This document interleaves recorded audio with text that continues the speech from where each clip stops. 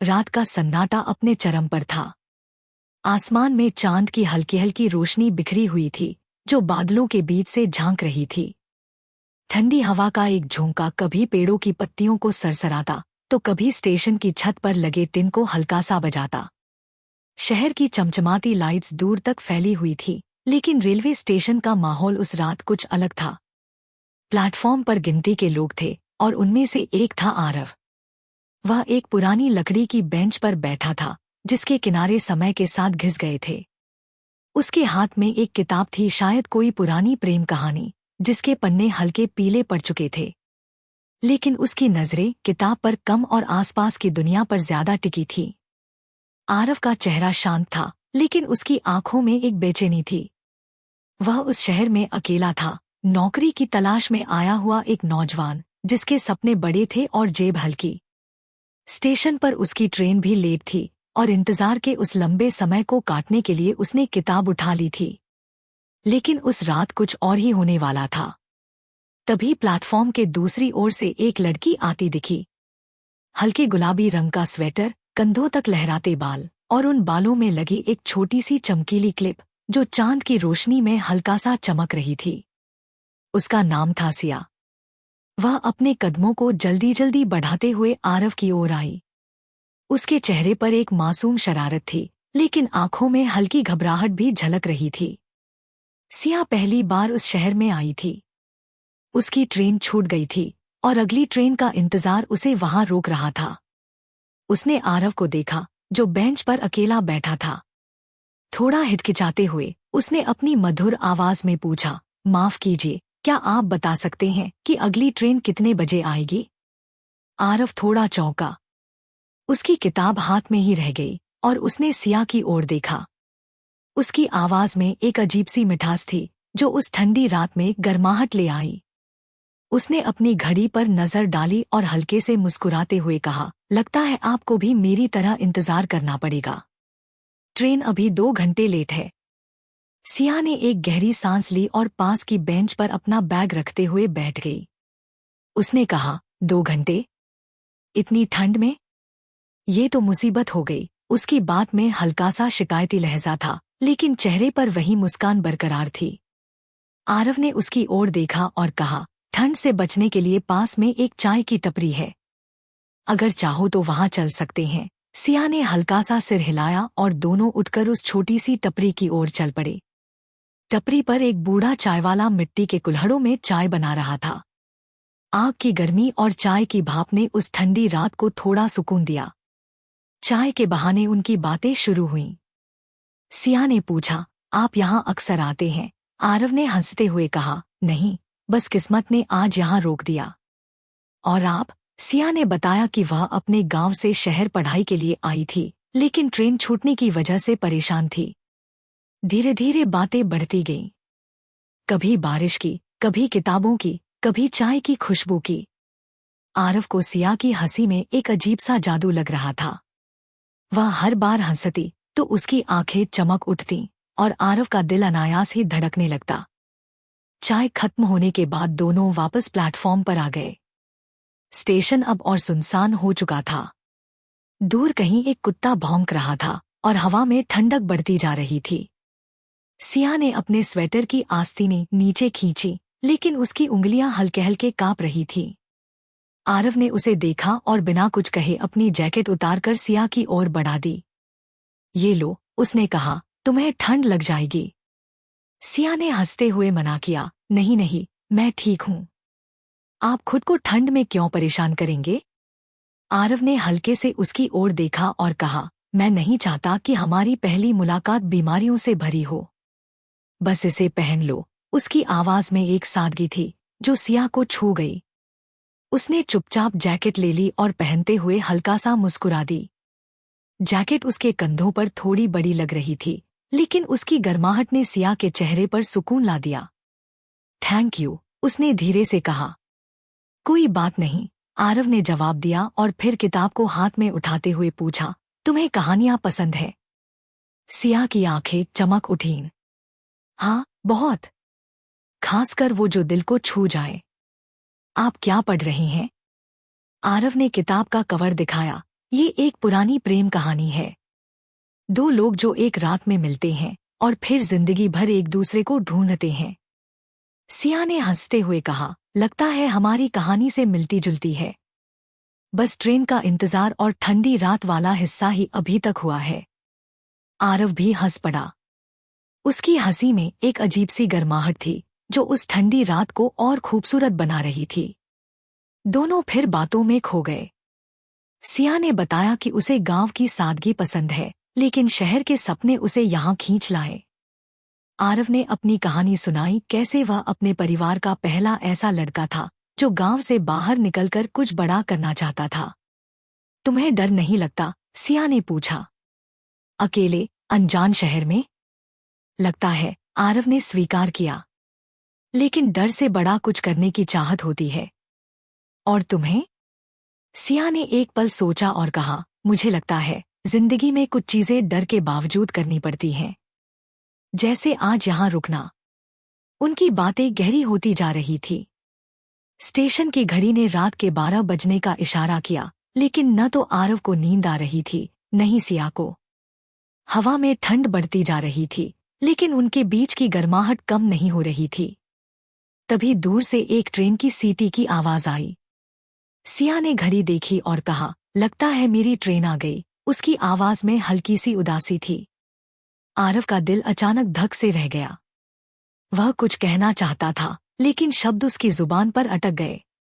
सिया ने अपना बैग उठाया और जैकेट उतारकर आरव की ओर बढ़ा दी। ये लो, वापस।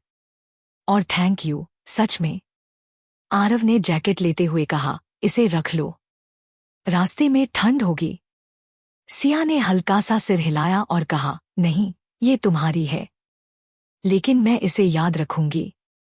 ट्रेन प्लेटफॉर्म पर रुकी। सिया ने एक आखिरी बार मुस्कुराकर आरव की ओर देखा और कहा, फिर मिलेंगे? आरव की आंखों में एक सवाल था। उसने हल्के से कहा, अगर किस्मत ने चाहा। सिया हंस पड़ी। तो शायद किसी और लेट ट्रेन में। और वह ट्रेन की ओर बढ़ गई। ट्रेन की सीटी बजी और धीरे धीरे वह प्लेटफॉर्म से दूर होती चली गई। आरव वहीं खड़ा रहा, हाथ में अपनी जैकेट लिए, जो अब भी सिया की खुशबू से महक रही थी। स्टेशन फिर से सुनसान हो गया था। ठंडी हवा उसके चेहरे को छू रही थी, लेकिन उसका ध्यान कहीं और था। सिया की आखिरी मुस्कान उसकी आंखों के सामने बार बार घूम रही थी। उसने सोचा, क्या सच में हम फिर मिलेंगे? या ये बस एक रात की कहानी बनकर रह जाएगी? वह बेंच पर वापस बैठ गया। किताब अब भी उसके हाथ में थी, लेकिन अब उसका मन पढ़ने में नहीं लग रहा था। उसने किताब को बंद किया और आसमान की ओर देखा। चांद अब बादलों के पीछे छिप गया था, जैसे सिया की यादें उसके दिल में छिप रही थी। उस रात उसे नींद नहीं आई। ट्रेन का इंतजार करते करते उसने सिया के साथ बिताए हर पल को फिर से जिया। उसकी हंसी, उसकी बातें, उसकी वो मासूम शरारत, सब कुछ किसी सपने की तरह लग रहा था। सुबह होने को आई। सूरज की पहली किरणें स्टेशन पर पड़ी और आरव की ट्रेन भी आ गई। वह अपने गंतव्य की ओर बढ़ गया, लेकिन उसका दिल पीछे छूट गया था उस रात में, उस बेंच पर, सिया के साथ। दिन बीतते गए। आरव शहर में अपनी जिंदगी में व्यस्त हो गया। नई नौकरी, नए लोग, नया माहौल, सब कुछ उसे आगे बढ़ने के लिए मजबूर कर रहा था।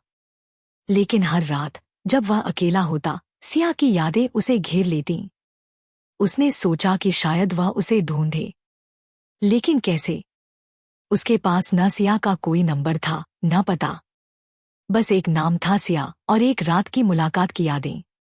एक दिन ऑफिस से लौटते वक्त वह फिर से उसी रेलवे स्टेशन पर रुका। यह संयोग था या किस्मत, वह खुद नहीं जानता था। स्टेशन वैसा ही था, वही पुरानी बेंच, वही ठंडी हवा, वही सन्नाटा। उसने उस बेंच पर बैठकर अपनी किताब निकाली और उसे खोल लिया। तभी उसे कुछ ऐसा दिखा जो उसने पहले नहीं देखा था। किताब के एक पन्ने पर स्याही से कुछ लिखा हुआ था, सिया, 12 नवंबर, रात 11:45, ट्रेन नंबर 12873। यह सिया का लिखा हुआ था। शायद उसने चुपके से किताब में यह नोट छोड़ा था जब आरव चाय लेने गया था। आरव का दिल जोर से धड़कने लगा। उसने तुरंत अपने फोन में ट्रेन नंबर सर्च किया। यह एक नियमित ट्रेन थी जो हर हफ्ते उसी समय उस स्टेशन से गुजरती थी। उसने सोचा, क्या सिया फिर से उस ट्रेन में होगी? क्या वह मुझे ढूंढ रही होगी? उसने फैसला किया कि वह अगले हफ्ते उसी समय स्टेशन पर होगा। यह उसका एकमात्र मौका था। अगले हफ्ते वह फिर से उसी बेंच पर बैठा था। रात का वही सन्नाटा, वही ठंडी हवा। उसने अपनी जैकेट पहन रखी थी और हाथ में वही किताब थी।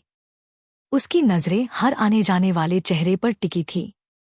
ट्रेन का समय नजदीक आ रहा था। उसका दिल बेकरारी से धड़क रहा था। तभी दूर से उसे एक परिचित साया दिखा।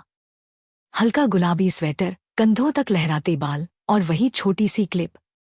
यह सिया थी। वह ट्रेन से उतरकर प्लेटफॉर्म पर खड़ी थी, जैसे किसी को ढूंढ रही हो। आरव ने हिम्मत जुटाई और उसकी ओर बढ़ा। सिया, उसने धीरे से पुकारा। सिया ने पलटकर देखा। उसकी आंखें चौड़ी हो गईं और फिर एक बड़ी सी मुस्कान उसके चेहरे पर फैल गई। आरव, तुम यहां? दोनों एक दूसरे को देखते रहे, जैसे समय वहीं ठहर गया हो। सिया ने हंसते हुए कहा, मुझे लगा था कि हमारी मुलाकात बस एक रात की कहानी बनकर रह जाएगी। आरव ने मुस्कुराते हुए कहा, मैंने भी यही सोचा था। लेकिन तुमने मेरी किताब में वो नोट छोड़ा था। सिया थोड़ा शर्मा गई। हाँ, मुझे लगा शायद तुम इसे देखो और मुझे याद करो। याद करो, आरव ने हंसते हुए कहा। मैं तो तुम्हें भूल ही नहीं पाया। दोनों फिर से उस बेंच पर बैठ गए। सिया ने बताया कि वह उस दिन के बाद कई बार उस स्टेशन पर आई थी, यह सोचकर कि शायद आरव फिर से मिल जाए। लेकिन हर बार उसे निराशा ही हाथ लगी। आज वह अपने गांव से वापस शहर आ रही थी और संयोग से उसी ट्रेन में थी। आरव ने कहा, मैं भी यहां कई बार आया, लेकिन आज किस्मत ने हमें फिर मिला दिया। रात फिर से गहरी हो रही थी। स्टेशन पर लोग कम होते जा रहे थे, लेकिन इस बार दोनों के बीच कोई जल्दबाजी नहीं थी। सिया ने पूछा, अब क्या? क्या हम फिर से बिछड़ जाएंगे? आरव ने एक पल सोचा और कहा, नहीं, इस बार नहीं।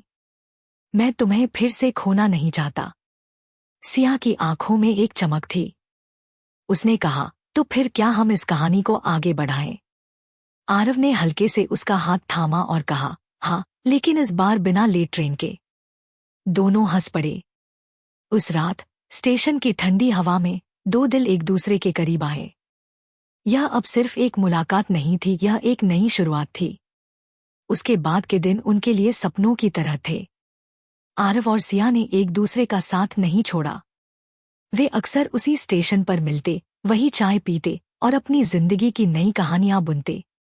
सिया की पढ़ाई और आरव की नौकरी ने उन्हें व्यस्त रखा, लेकिन हर रात वे एक दूसरे के लिए वक्त निकालते। एक दिन सिया ने कहा, तुम्हें याद है, हमारी पहली मुलाकात में तुमने कहा था कि तुम नहीं चाहते कि ये बीमारियों से भरी हो? आरव ने हंसते हुए कहा, हाँ, और आज तक तुम्हें ठंड नहीं लगी।